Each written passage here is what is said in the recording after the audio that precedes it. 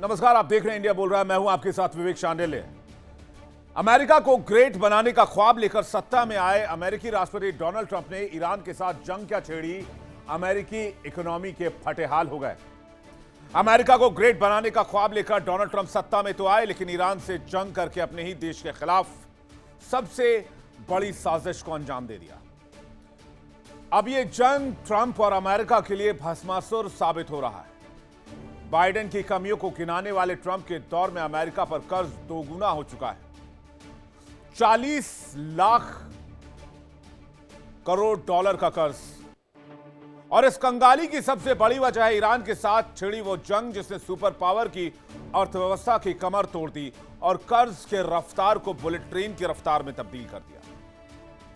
Iran के साथ जंग में अमेरिका पर ऐसा वित्तीय बोझ पड़ा है कि महंगाई आसमान छू रही है और कर्ज 40 ट्रिलियन डॉलर को पार कर चुका है। हर गुजरते दिन के साथ अमेरिकी इकोनॉमी का दम फूल रहा है।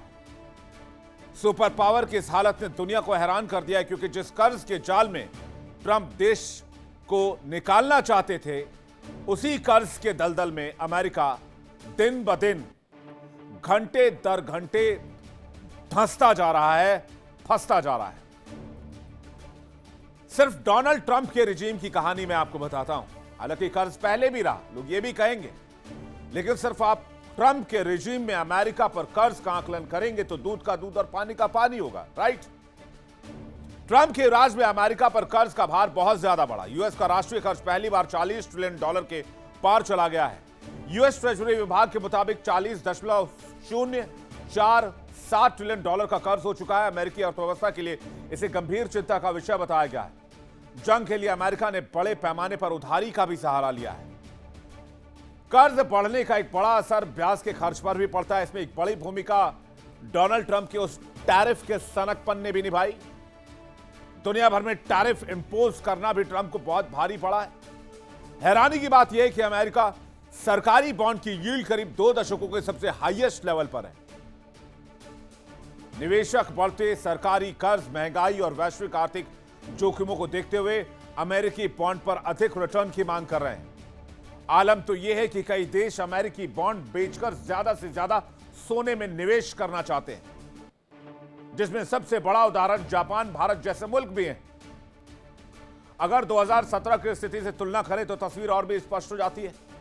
डोनाल्ड ट्रंप के पहली बार राष्ट्रपति बनने के समय की तुलना में अमेरिका का राष्ट्रीय कर्ज दोगुने से ज्यादा हो चुका है। नुकसान सिर्फ पैसों का नहीं हुआ है, अमेरिका के घमंड का भी दमन हुआ है, जिसके दम पर वो दुनिया में इतराता था, गुरूर चलाता था। यानी उसके हथियार, उसकी डिफेंस इंडस्ट्री, उसका पावर गेम। ईरान के हमलों के सामने अमेरिकी डिफेंस सिस्टम उस तरह कारगर साबित नहीं हुई जैसा कि उम्मीद थी। नतीजा यह हुआ कि जो अमेरिकी हथियार दुनिया भर में धड़ल्ले से बिकते थे, उनकी डिमांड में भयंकर गिरावट आ गई। हथियार बाजार में अमेरिका का एकाधिकार भी अब खत्म होने की दहलीज पर है, क्योंकि दुनिया ने देख लिया है कि ईरान के हमलों के समय ये महंगे हथियार बेअसर साबित हुए और इनके मुकाबले में छोटे सस्ते ड्रोन्स बहुत कारगर साबित हुए। तो ये चंद वजहें हैं जिससे कि अमेरिका दलदल में फंसता जा रहा है। कुछ और इंपॉर्टेंट पहलू भी आप देख लीजिए। ट्रंप सरकार में आमदनी अठन्नी और खर्चा रुपया वाला हिसाब किताब चल रहा है। अमेरिका 6 महीने से ईरान से जंग लड़ रहा है। जंग में अमेरिका ने पानी की तरह पैसा बहाया। सैन्य तैनाती से लेकर हथियारों पर बहुत ज्यादा खर्च किया। अमेरिकी सेना के रक्षा खर्च में अचानक भारी बढ़ोतरी देखी गई। भविष्य में 50 अरब डॉलर से अधिक अतिरिक्त फंड की जरूरत की बात ट्रंप सरकार कह रही है। अमेरिका के महंगे हथियारों को ईरान ने आसानी से नष्ट किया, जिससे अमेरिकी हथियार व्यापार को धक्का लगा और अब दुनिया का भरोसा कम और सप्लाई ठप होता दिख रहा है। आज मिडिल ईस्ट अमेरिकी सैनिकों के लिए किसी मौत के कुएं से कम नहीं। ईरान से चल रहे इस तनाव में अमेरिका को न केवल अरबों डॉलर का नुकसान झेलना पड़ा है, बल्कि उसके सैन्य बेस पर लगातार हमले हुए हैं। और अब तो इन सैन्य बेसों को दोबारा बनाने का खर्च भी अलग से सामने में है, जबकि इस युद्ध ने अमेरिकी सेना के मनोबल को भी हिला दिया है। अमेरिका के अंदर आर्थिक मंदी, खाड़ी युद्ध में मैदान में मिल रही चुनौतियां, दोनों ने मिलकर अमेरिका की लंका लगा दी है। दो पाटन के बीच में अमेरिका पिसता नजर आ रहा है। मिडिल ईस्ट में ईरान ने अमेरिका के किन हथियारों को नुकसान पहुंचाया और कितना नुकसान हुआ? सिर्फ MQ-9 रीपर ड्रोन, हालांकि यहां आंकड़ा 30 का है, लेकिन कुछ आंकड़े 45 का भी नंबर देते हैं। $32 मिलियन का नुकसान एक का, तो टोटल आप जोड़ देंगे तो $960 मिलियन, लगभग $1 बिलियन का नुकसान। F-15E ईगल 5 गिराए, $80 मिलियन का नुकसान, ये यानी कि टोटल $400 मिलियन का नुकसान। F-35 लाइटनिंग विमान 2 गिराए गए, लगभग $150 मिलियन का नुकसान। A-10 थंडरबोल्ट 2 एक गिराया गया, $18.8 मिलियन का नुकसान। KC-135 स्ट्रेटो टैंकर रिफ्यूलिंग विमान 7 गिराए गए, $280 मिलियन का नुकसान। E-3 अवैक्स सेंट्री जो कि एक निगरानी विमान है, एयर कमांड कंट्रोल विमान है, $270 मिलियन का नुकसान हुआ। इसको हैंगर में खड़े खड़े ईरान ने ध्वस्त कर दिया। ब्लैक हॉक हेलीकॉप्टर 21 मिलियन का एक, 2 गिराए गए, $42 मिलियन का नुकसान हुआ। सी हॉक हेलीकॉप्टर 40 मिलियन का एक, और एक का नुकसान हुआ, तो $40 मिलियन पानी में गए। ये तो मोटा मोटा आंकड़ा है जो मैंने आपके सामने रखा। अब दिक्कत यह है कि अमेरिका के सामने या तो जंग लड़ या इकोनॉमी संभाल ले, इसलिए डोनाल्ड ट्रंप इस दलदल से निपटने के लिए छटपटा रहे। खबरें तो यहां तक है कि ट्रंप इस युद्ध को रोकने के लिए ईरान की शर्तों पर भी डील करने को तैयार हैं, लेकिन सिर्फ एक पेच है। राष्ट्रपति ट्रंप कह रहे हैं कि आप होर्मुज एक बार खोल दो, बाकी सब कुछ अमेरिका संभालेगा, उसके बाद आपको कुछ नहीं करना है। ईरान यही जिद लेकर बैठा है कि होर्मुज किसी कीमत पर नहीं खोलेंगे, पहले अमेरिका नेवल ब्लॉकेड हटाएगा। और अगर अमेरिका पहले नेवल ब्लॉकेड हटाता है, होर्मुज नहीं खुलता है, तो दुनिया भर में यह मैसेज जाएगा कि अमेरिका हार गया, इसलिए नेवल ब्लॉकेड हटा रहा है, जबकि होर्मुज अभी भी बंद है। डोनाल्ड ट्रंप सिंपल सी बात चाहते हैं कि आप पहले होर्मुज खोल दो, उसके हफ्ते 10 दिन के बाद हम ब्लॉकेड हटा देंगे, हम दुनिया को बता देंगे कि हमने होर्मुज खुलवा दिया, ईरान प्रेशर में आ गया और हम यहां से चुपचाप चले जाएंगे। तो इससे अमेरिकी अर्थव्यवस्था भी बच जाएगी और सैन्य तबाही को भी रोक लिया जाएगा। लेकिन ईरान मानने को तैयार नहीं है और यही संघर्ष का सबसे बड़ा विषय है। तो क्या $40 ट्रिलियन का कर्ज लेकर अमेरिका लड़ाई जारी रख पाएगा? बातचीत करने के लिए मेहमानों का एक बड़ा पैनल हमारे साथ मौजूद है। लेफ्टिनेंट कर्नल हिमांशु सिंह हमारे साथ जुड़ रहे हैं, डिफेंस एक्सपर्ट, बहुत स्वागत है आपका। विंग कमांडर आलोक साय हमारे साथ जुड़ रहे हैं, डिफेंस एक्सपर्ट, बहुत स्वागत है आपका। नजर अब्बास रिजवी हमारे साथ जुड़ रहे हैं, ईरान से लाइव, ईरान मामलों के जानकार, बहुत स्वागत है आपका। पूर्णिमा नाथ हमारे साथ जुड़ रही हैं, जियो पॉलिटिकल एक्सपर्ट, अमेरिका से लाइव, बहुत स्वागत है आपका। सबसे पहला सवाल पूर्णिमा जी आपसे, $40 ट्रिलियन का कर्ज और सामने ईरान के साथ जारी जंग, पीठ पर इतने बड़े बोझ को लेकर क्या अमेरिका जंग जारी रखेगा या इस जंग को खत्म करेगा? नमस्ते, thank you so much for having me. जय हिंद। बहुत अच्छा क्वेश्चन आपने पोज किया है। मैं बहुत दिन से कह रही हूँ कि फर्स्ट हमें ये सोचना चाहिए कि अमेरिका इस जंग में कूदा क्यों है। तो ये पहला गेम तो है ऑयल का, और वो ऑयल के साथ जो कनेक्टेड है यूएस डॉलर का है।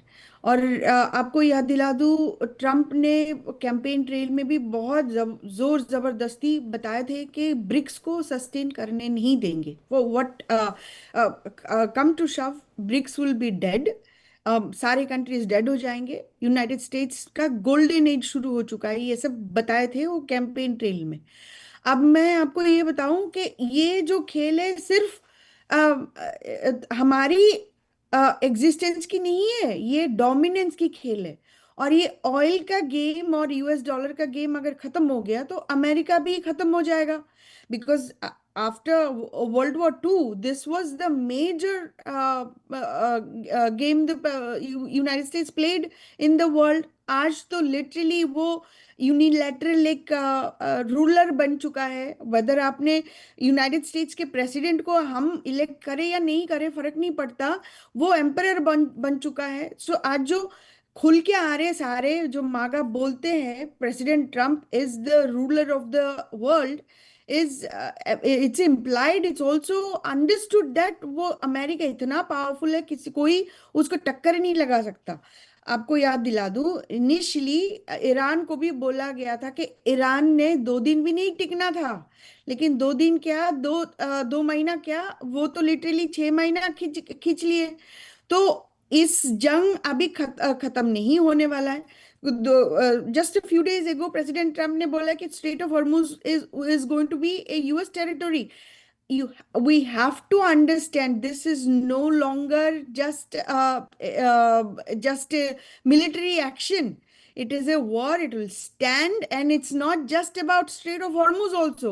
आप मलाका ले लीजिए, जिब्राल्टर ले लीजिए, आप सुएज कनाल, पनामा ले लीजिए, ये सब these are part of the game. एक तो वेस्टर्न हेमिस्फीयर को उन्होंने बताया था कि कोई यहाँ पे आ नहीं सकता, लेकिन दुनिया के हर जगह में अमेरिका का डोमिनेंस होना चाहिए। तो अब जो एजेंडा है, it's about I am going to have the cake and also eat it. जो बोलते हैं ना कि हम खाएंगे भी रखेंगे भी, तो ये अमेरिका बोल दिया है। उनका एजेंडा क्या है कि ये एजेंडा लिटरली डिफेंस स्ट्रेटेजी है। इसीलिए हमारी डिफेंस डिपार्टमेंट को वॉर डिपार्टमेंट बनाया गया है, रीनेम करा गया है। उसका कॉस्ट भी हमारे ट्रेजरी दे रही है, बेसिकली ऑब्वियसली टैक्स पेयर्स दे रही है। और हमारे जो सिचुएशन यहाँ पे है कि बिना वॉर का हम रह ही नहीं सकते। America cannot sustain without a war, and this war is going to continue. It's not about Iran, it's not about Venezuela, it's not about Cuba, it's about literally dominating the world. And उसके लिए उनको कितना भी लोग मारना पड़े outside of America, वो करेंगे। और this is exactly what's happening. लेकिन पूर्णिमा जी, ओवर स्ट्रेच कर जाएंगे तो फिर यूएसएसआर की जैसे टूटने का भी तो खतरा है। आपका पैर उतना ही जाना चाहिए जितनी आपकी चादर हो। अगर आप उससे ज्यादा पैर बाहर निकालेंगे तो आपका चादर ही आपको कवर नहीं करेगा। आमदनी, अठन्नी, खर्चा, रुपया वाली बात है। कहते हैं नंगा नहाएगा क्या और निचोड़ेगा क्या। तो जब $40 ट्रिलियन का कर्ज है तो आपको तो अपनी इकोनॉमी को सुधारने पर जोर देना चाहिए, ना कि आप जाके ईरान में जाकर वॉर लड़ रहे हो। और उल्टा ये हो गया चेरी ऑन द टॉप की भाई आपका जो डिफेंस मार्केट था वो भी स्टेक पर आ गया। ना आपके F-35 चले, ना आपके एवैक्स चले, ना आपका जो है KC-135 स्ट्रेडो टैंकर चला, ना MQ-9 रीपर चला, ना आपका टॉमहॉक चला, ना आपके पैट्रियट चले, ना आपके इंटरसेप्टर्स चले। आपका कोई हथियार ही कारगर नहीं हुआ छोटे छोटे ड्रोन्स के सामने। तो दुनिया देखेगी कि अमेरिका का तिजोरी भरने के अलावा बढ़िया है कि हम छोटे ड्रोन्स पर फोकस करें। हम ईरान जैसी शायद 136 टेक्नोलॉजी अपनाएं, जिससे कि देश की भी रक्षा होगी, थोड़ा पैसा भी बचेगा, 4 पैसा इंफ्रास्ट्रक्चर भी खर्च करेंगे, और डिफेंस बजट भी जो है, जो सबसे बड़ा हिस्सा होता है किसी भी देश का, वो भी थोड़ा सा बैलेंस्ड हो जाएगा, उसमें भी थोड़ा पैसा बच जाएगा। रिजवी साहब, कैसे देखते हैं आप इसको? फिर मैं हिमांशी जी और आलोक जी आपके पास आ रहा हूं। आपकी आवाज नहीं आ रही, माइक चेक कीजिएगा प्लीज।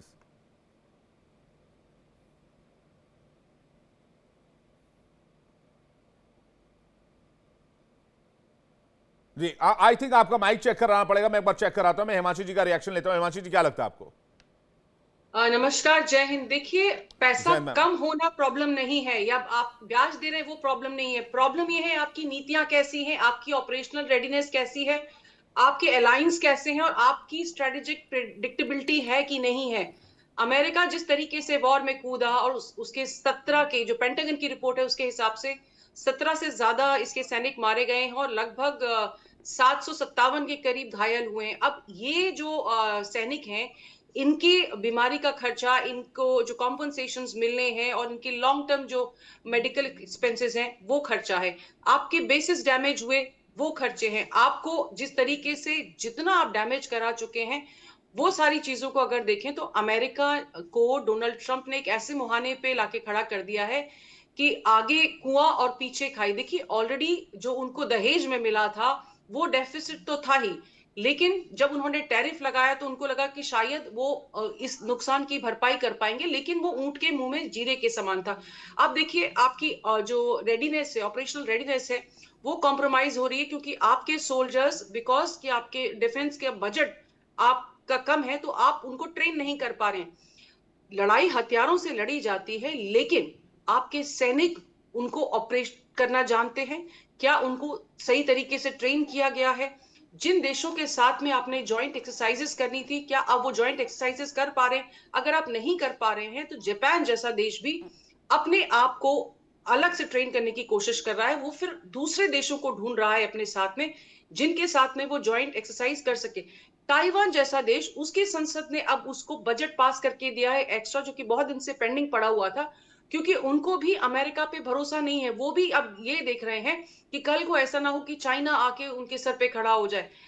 क्या इस जंग से हमने जीता, क्या इस जंग में हमने हारा, वो सारी चीजें अगर हम देखें तो डोनाल्ड ट्रंप ने डेफिनेटली पैसे से ज्यादा अमेरिका को उस मुहाने पे लाके खड़ा कर दिया है कि नो डाउट अमेरिका के पास में चाहे कितने भी डॉलर के रिजर्व पड़े हों, लेकिन उनकी नीतियों की वजह से जो उसकी साख है, जो उसकी स्ट्रैटेजिक प्रिडिक्टेबिलिटी है, जो उसका मिस कैलकुलेशन है, जो उसकी फोर्स की रेडीनेस है और उसकी जो इंडस्ट्रियल कैपेसिटी है, हर चीज पे फर्क पड़ा है। और यही चीज है कि कोई भी जो एक अमेरिकी होने में गर्व महसूस करता था, आज वो डाउट में है, क्योंकि अमेरिका के अंदर गैसोलीन के प्राइस बढ़ रहे हैं।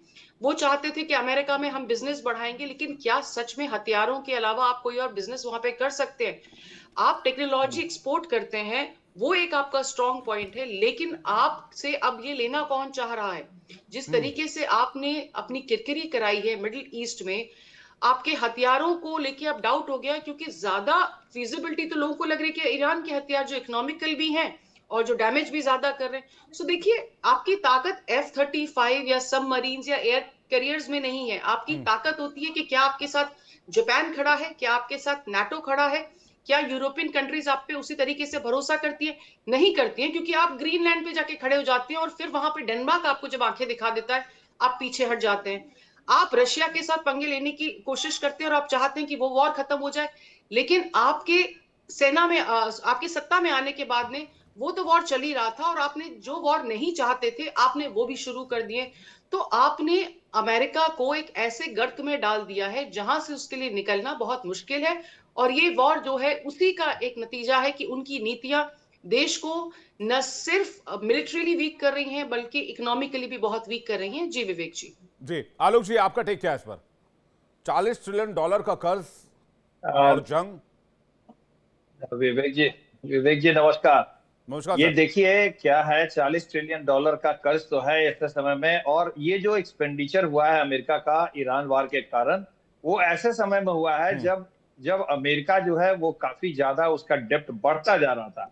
ऐसे समय में हुआ ये 40 ट्रिलियन डॉलर जो है ये डबल हुआ है सिर्फ मात्र पिछले 10 सालों में, ऐसा बताया जा रहा है। और अभी भी इस साल का भी जो फिजिकल डेफिसिट है फिजिकल बजट का, वो 1.9 ट्रिलियन डॉलर है। ये बहुत ही खतरनाक है। और ये जो लोन है उसमें 80% जो इनका लोन है वो हेल्ड बाई पब्लिक है, या तो डोमेस्टिक पब्लिक हो या फॉरेन इन्वेस्टर्स हो, और 20% ही जो इंटर गवर्नमेंटल एजेंसीज हैं उनके ये लोन है। तो कहने का कुल मतलब यह है कि करीब 40% जो पब्लिक डेप्ट है वो किस क्षेत्र में रिलेटेड है? Mutual funds, pension funds, insurance companies, banks, individual house hold. तो वहां पर जो इंडिविजुअल के जो लोन के इंटरेस्ट रेट्स हैं वो काफी बढ़ जाएंगे। आम आदमी उससे काफी प्रभावित होगा। वहां पे आज अमेरिका इतने ट्रिलियन डॉलर के लोन के बाद भी सिर्फ बचा इसलिए हुआ है कि वो ये जो वो डेप्ट लेता है वो अपनी करेंसी में लेता है, डॉलर में लेता है, और पेमेंट अपने रिजर्व से करता है। लेकिन हालत इतनी खराब फिर भी है कि इंटरेस्ट पेमेंट जो है इनके टैक्स कट को क्रॉस कर चुका है। मतलब कि जितना ये डेप्ट पे इंटरेस्ट देते हैं उतना इनका कलेक्शन टैक्स से पूरे नेशनली नहीं हो पाता है।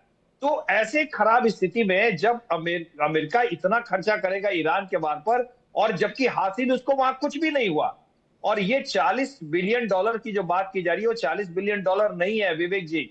आप अगर इसमें तेल के बढ़ते हुए प्राइस के कारण जो इम्प्लीकेशंस वहां कॉस्ट इनकर हुए, जितने चीजों की मरम्मती में जो कॉस्ट आया वो इंक्लूडेड नहीं है।